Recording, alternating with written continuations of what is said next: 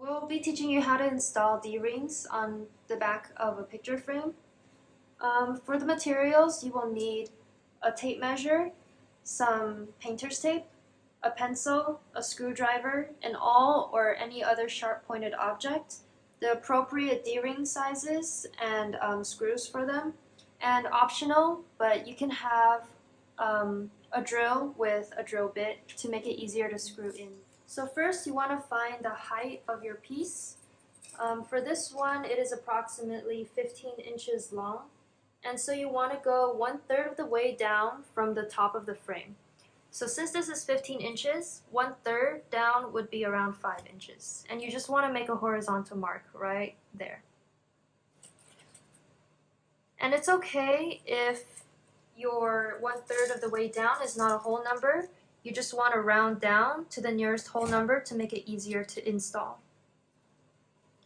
And you want to do that on the same side, on the other side, same dimension.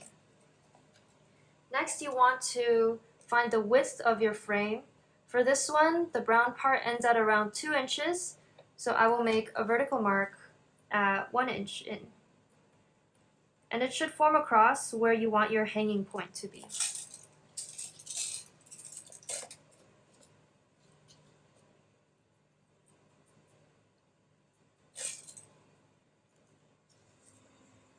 And you want to keep both sides consistent in all measurements. That way it's not too close to any edge for stability reasons. And now you want to make sure that you understand that the cross is your hanging point. So when you put your D-ring on it, the inside of the D-ring should match up with the hanging point, not the screws. Because if you put the screw up here, then the actual hanging point of the D-ring will be up there. And you also want to make sure that the D-ring's orientation is correct. If you see this side is flat and this side has a bump, you want to make sure that the bump is facing away from the piece.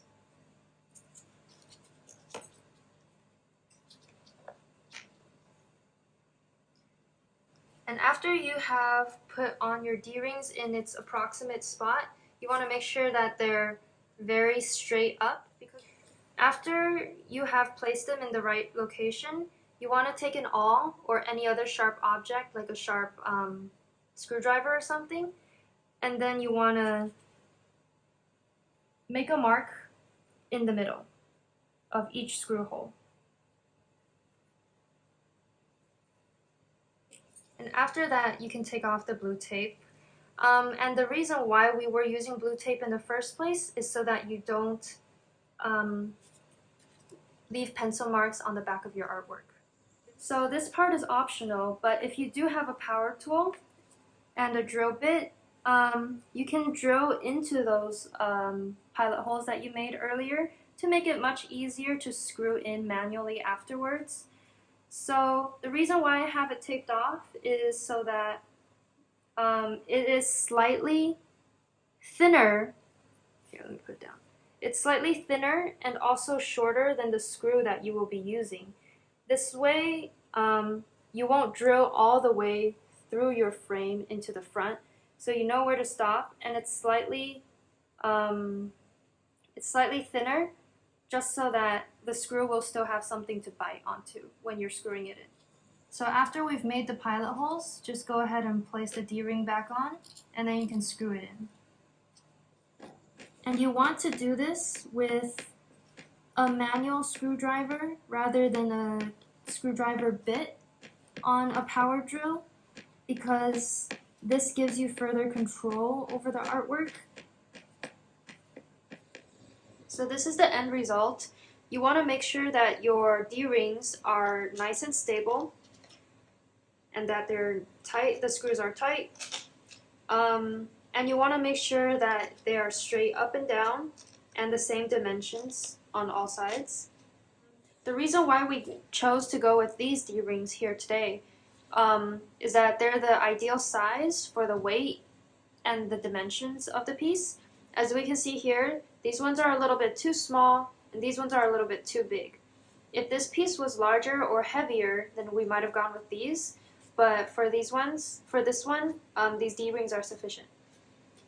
And for the screw lengths, you can tell that these ones are quite small, but because the thickness of the frame is quite thick, these ones, we can go a little bit longer than these ones, just for stability reasons. And for these ones, they're a little too thick to actually fit into the D-ring holes, so of course they get disqualified.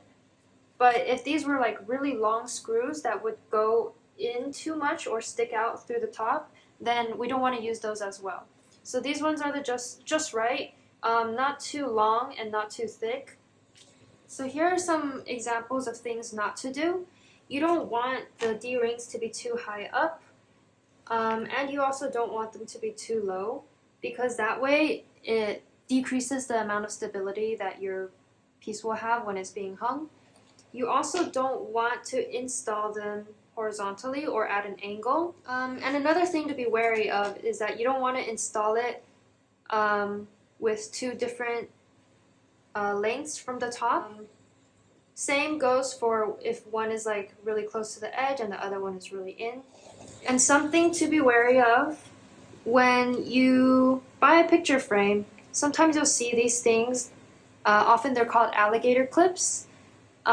These ones we try to avoid at all costs because it's just hanging on by one or two screws, and it's not actually secured by any sort of method.